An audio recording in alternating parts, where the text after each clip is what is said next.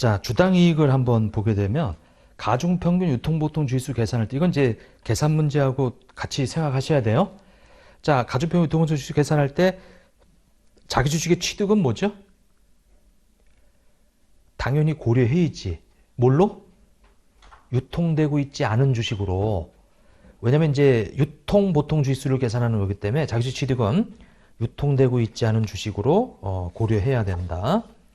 자, 그 다음에 두 번째, 가중평균 유통보통 주식수 계산 시 유상증자는 증자일로부터 가산하고 맞죠?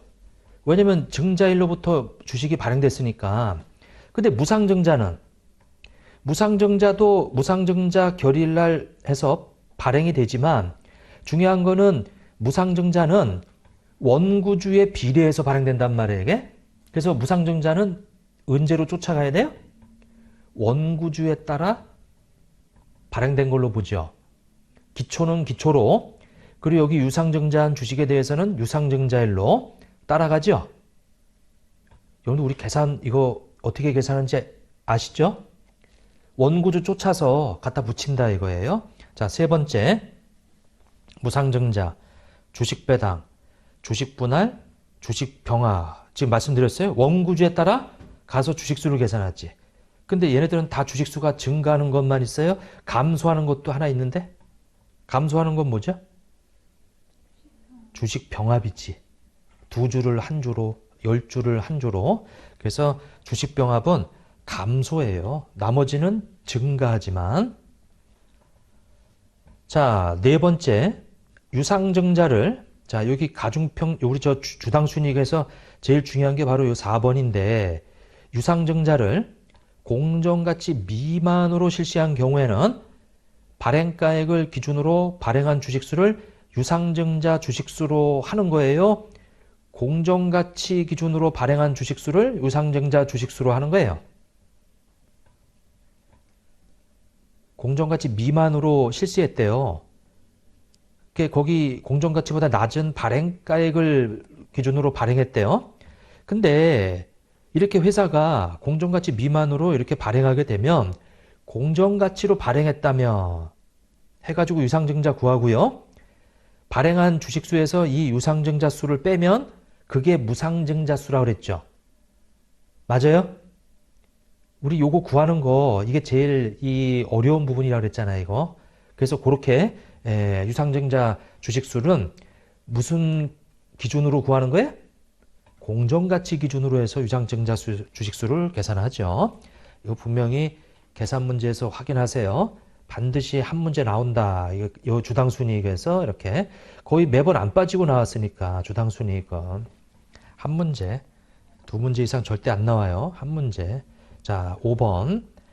당해 회계기간과 관련한 누적적 우선주에 대한 배당금은 배당이 결의된 경우에만 당기순손익에서 차감해요?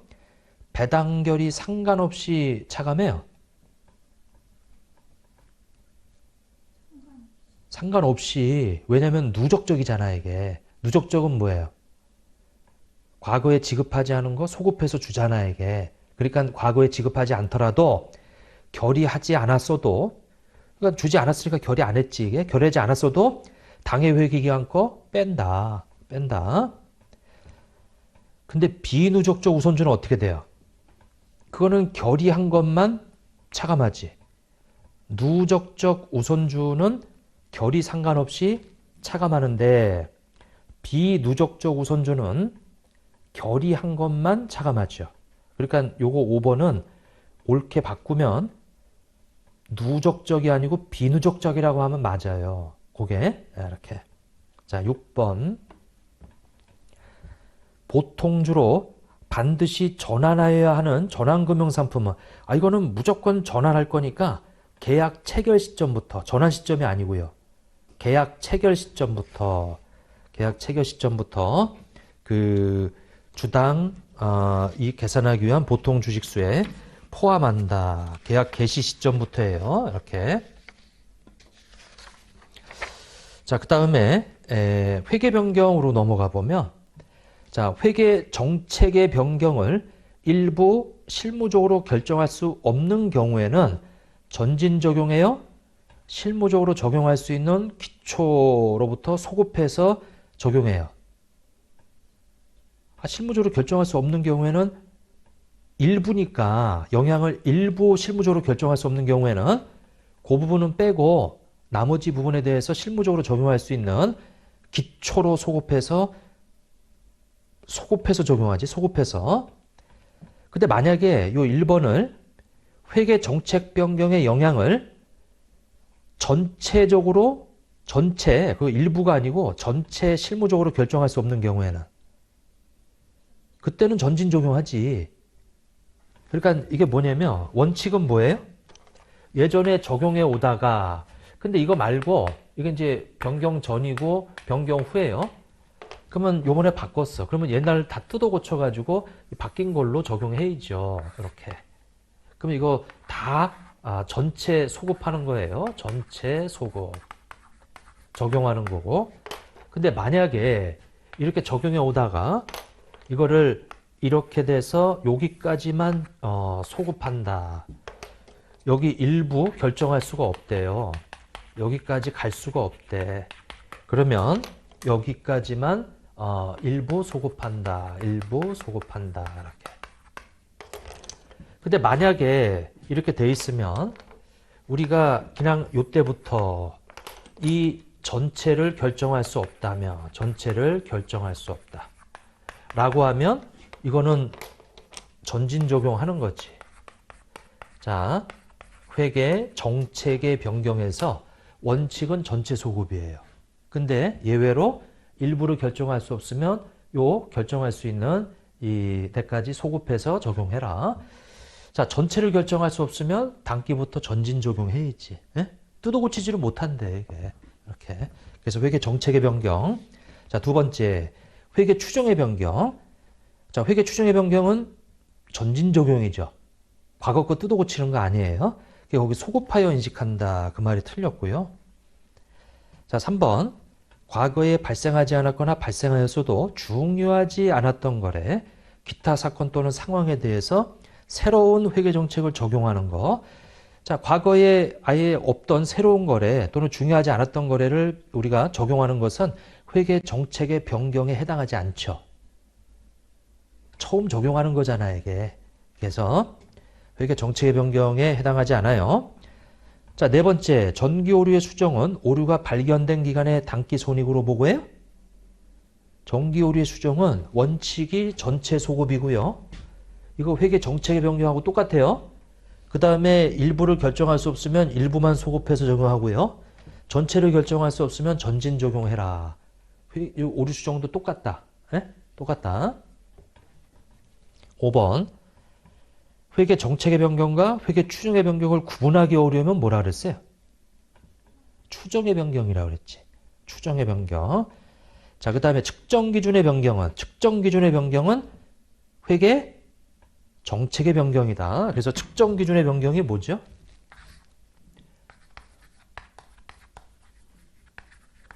원가 모형에서 어디로 가거나 재평가 모형으로 변경하는 거.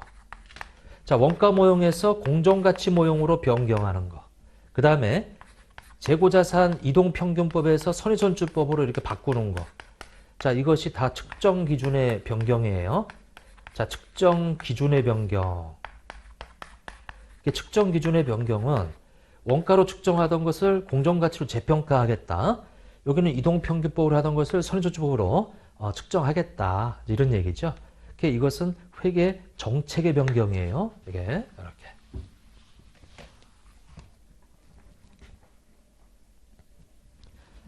자, 그리고 이것은 이제 최초 적용을 제외한다. 최초 적용 제외. 최초 적용 제외.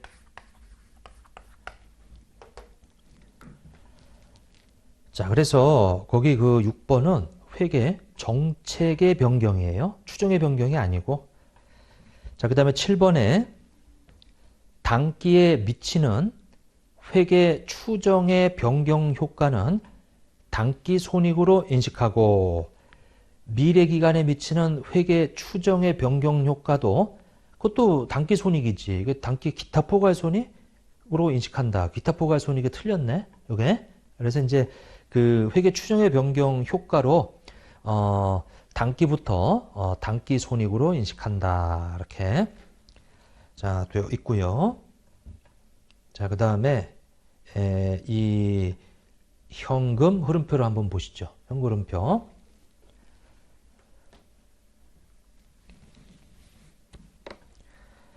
자, 현금 흐름표는 투자활동 현금 흐름은 총현금 유입과 총현금 유출을 주요 항목별로 구분하여 표시하는 방법, 직접법. 자, 투자활동 직접법으로 계산하는 거예요. 근데 보니까 또는 당기순이익에서 당기순손익을 조정 항목, 가감해서 표시하는 간접법. 아니죠. 자, 우리 현금 흐름표는 영업활동, 투자활동, 재무활동 이렇게 세 가지로 나눠져요. 여기서 영업활동만 직접법과 간접법 중 선택이지. 이 둘 중에 선택하는 거고, 여기 투자나 재무는 다 직접법이에요. 즉 거기 나오는 앞에 이 투자활동이라는 것을 영업활동으로 바꾸면 돼.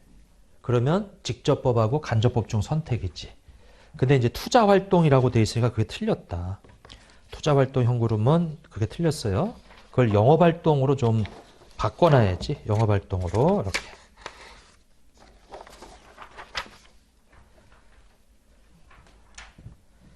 자, 그 다음에 요것이 1년 동안 변동한 거면 거기다가 기초를 더해서 그럼 뭐가 나와요? 기말이 나오겠지. 이게 이제 현금흐름표예요. 영업, 투자, 재무활동 거기다 기초 더하고 그러면 기말이 될 거다. 이거죠. 이렇게. 자, 그 다음에 거기 그 두 번째를 한번 봐보세요. 법인세로 인한 현금흐름은 별도로 공시하죠.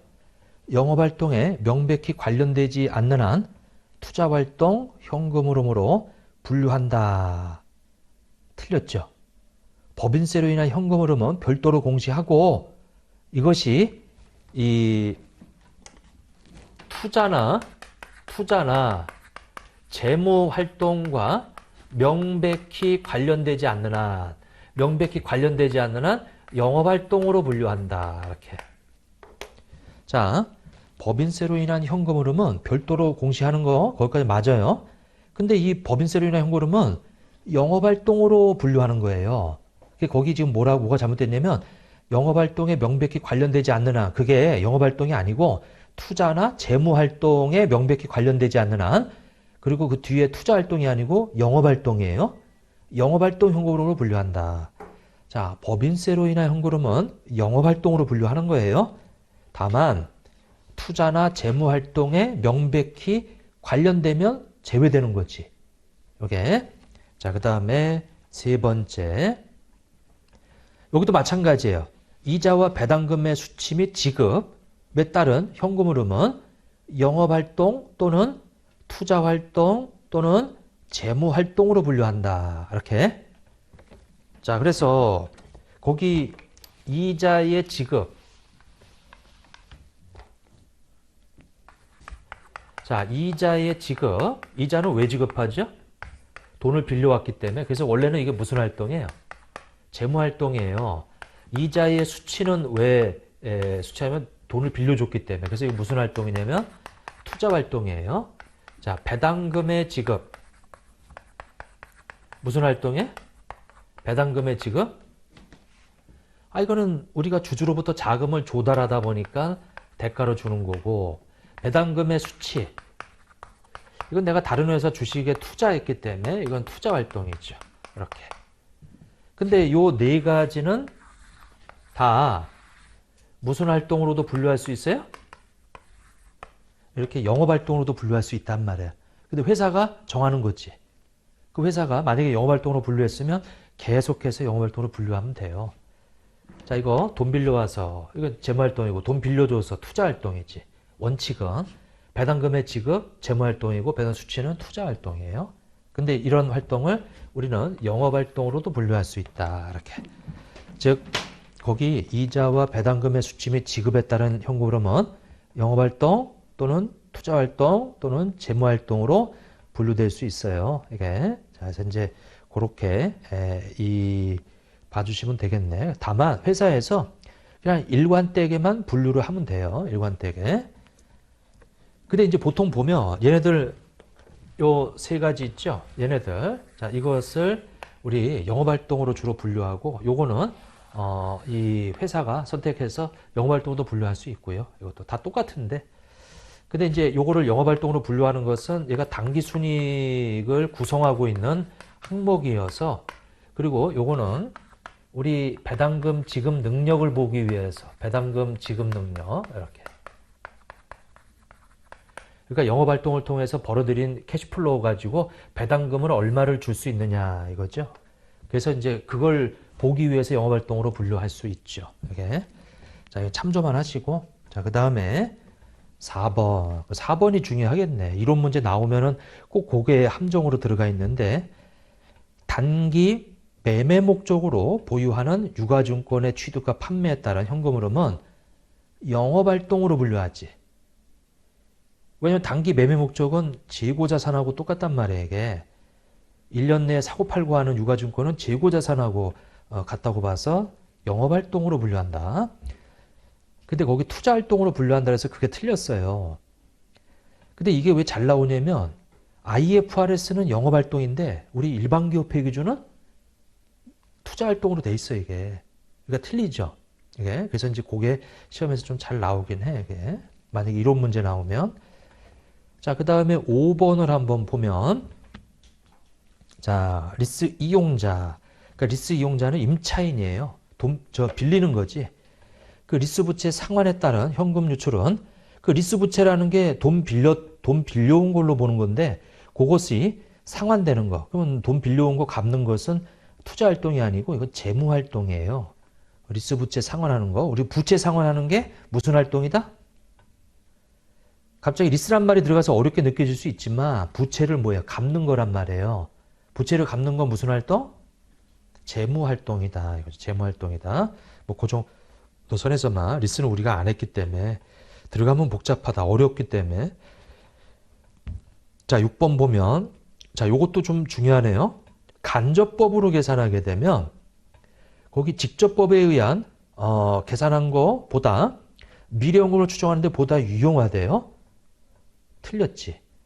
직접법이 미래현금을 추정하는데 유용하고요. 간접법은 목적 적합해요. 이게 간접법은. 간접법은 사실은 이 발생주의하고 현금주의의 차이를 알려줘. 근데 이제 그게 좀 어렵지. 그래서 이제 그냥 직접법이 더 미래현금을 추정하는데 보다 유용하다. 이렇게 직접법이. 근데 거기는 지금 간접법이 직접법보다 미래현금을 추정하는데 유용하다고 해서 반대로 써놨어요. 이게. 그래서 그거를 좀 체크해 두시라. 자, 이제 그 정도 좀 봐주시고, 여러분들 시험에서 한 10문제에서 11문제 정도가 이제 재무 쪽에서 말문제로 나온단 말이에요. 네? 근데 이제 앞에 개념 체계하고 재무제표 표시, 거기에서 벌써 2문제 또는 3문제가 이론 문제예요. 거기서 많이 나오지. 네? 2-3문제면. 뭐 그 정도 돼 있고, 그 다음에 충당부채를 좀 보시라. 충당부채 보시고, 그게 이제 요 멘트를 직접적으로 요 멘트 가지고 틀린 거, 그거 찾아낼 줄 아시면 돼, 이거. 자, 그 다음에 18페이지, 거기 원가회계 쪽 한번 봐보세요. 1번에. 자, 이거는 이론 문제도 있지만은 계산 문제를 위해서라도 좀 내용을 좀 숙지를 해주시라. 자, 첫 번째, 뭐가 틀렸어요?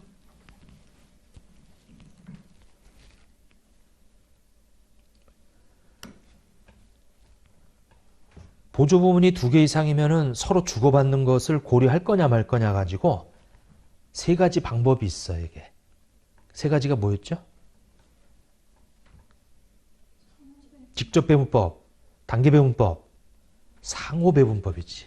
거기 공통 배분법이란 말은 없어요. 이게. 그래서 상호 배분법이죠. 자, 근데 거기서 직접 배분법은 뭐예요? 직접 배분법은 완전히 무시하는 방법이고, 거기 단계 배분법은 일부 인식하는 방법이고, 거기 상호배분법은 완전히 인식하는 방법이죠. 그죠? 서로 주고받는 거. 얘는 무시하고 얘는 일부 인식하고 얘는 완전히 인식하고. 예? 이렇게. 자, 그 다음에 두 번째 단계 배부법은 보조분의 배부 순서가 달라져도 배부 금액은 차이가 나지 않는다. 여러분, 단계 배분법은 배부 순서에 따라서 배부되는 금액이 달라지지. 단계 배분법 우리 계산 문제로 풀어봤죠.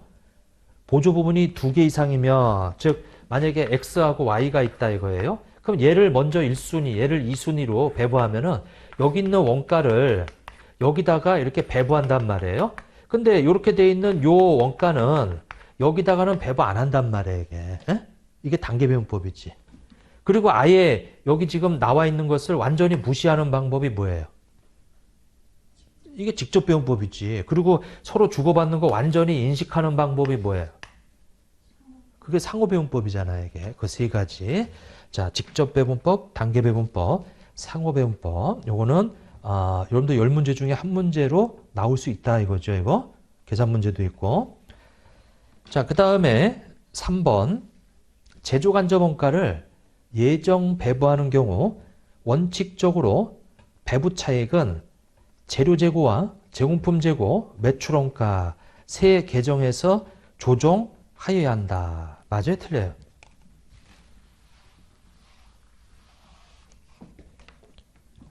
우리 이거 예정 배부 이거 시험에 아주 잘 나와요. 한 문제 이상 꼭 나와 이거 예정 배부는. 이렇게. 그러면 여러분들 우리 재료비하고 노무비하고 그 다음에 이제 이 제조 경비, 우리 뭐 제조 간접비라고 하죠. 이거 다 직접 노무비, 뭐 직접 재료비라고 한다면 이렇게. 그럼 여기 이렇게 가서 여기 직접 재료비, 여기 직접 여기 이제 실제 원가가 오지요. 왜냐하면 추적이 가능한 직접비니까 직접 노무비도 이렇게 오지요. 그러니까 추적이 가능한 것들은 다 실제 원가로 오는데 얘가 추적이 불가능해. 그럼 추적이 불가능하면 예정 뭐 해야 돼요? 배부를 해서 요 예정 원가가 오잖아요. 이게 예정 원가가 이렇게. 아니 그러면 여기 직접 재료비 요 기말 재료 얘하고는 아무 관계 없어요. 그럼 얘가 관계 있는 게 뭐냐면 여기 기말에 남아 있거나 아니면 팔려 나가거나 남아 있거나. 여기 기말 제공품에 이 예정 배부돼 있는 게 들어가 있고 기말 어디에? 제품에 들어가 있고요. 그 다음에 어디에 들어가 있어요? 매출원가에 예정 배부되어 있는 게 들어가 있어요. 지금 얘하고 얘는 아무 관계가 없어요, 이게. 그러니까 요 예정 배부한 거, 이거는 이제 실제 원가하고 비교해서, 실제 제조간접비하고 비교해서, 이건 이제 과대 배부죠. 과대 배부, 이렇게.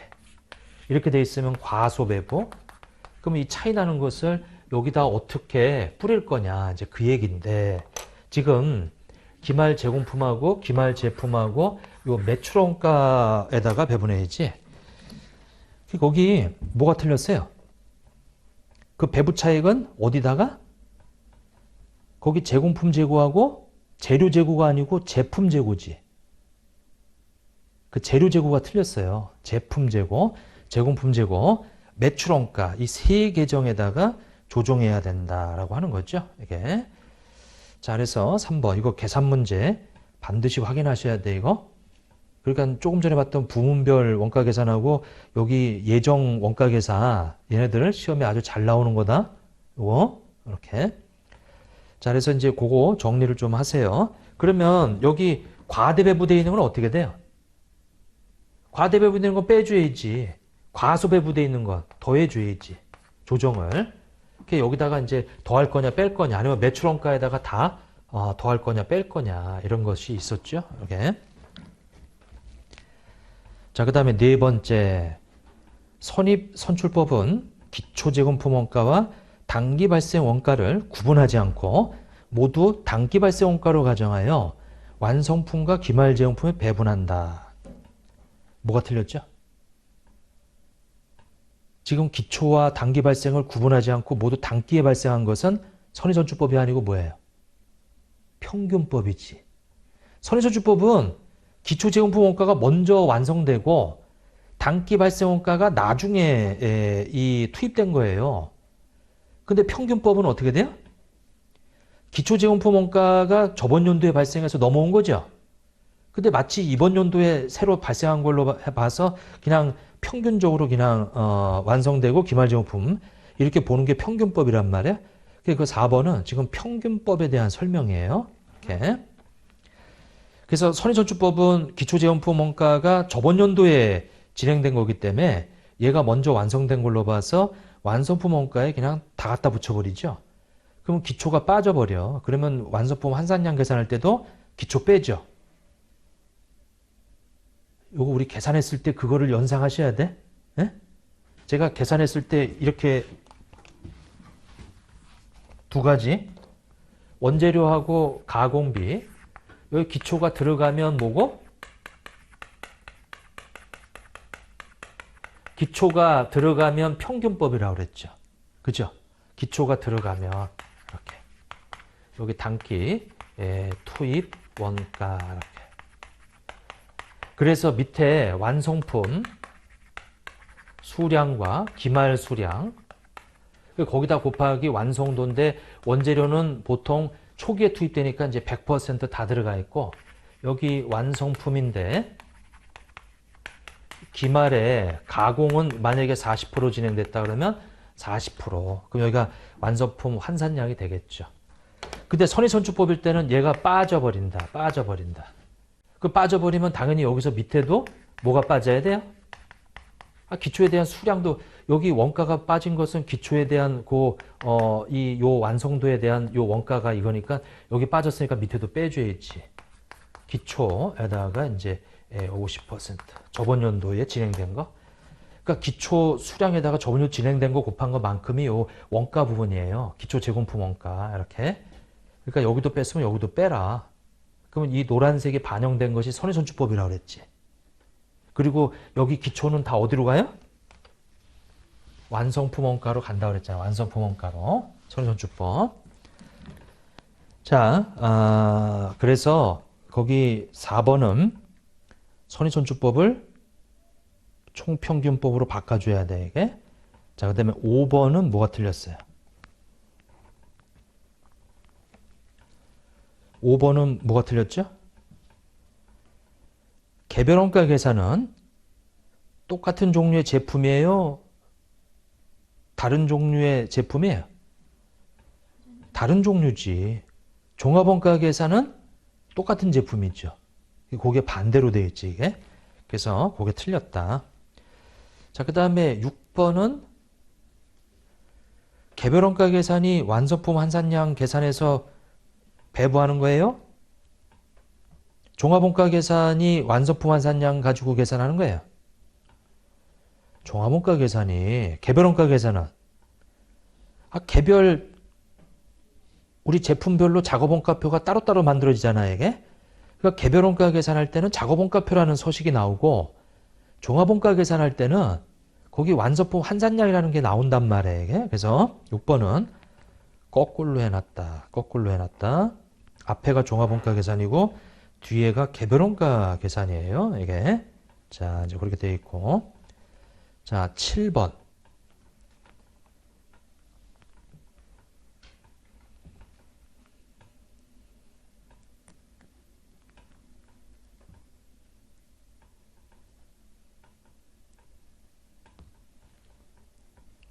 뭐가 틀렸죠?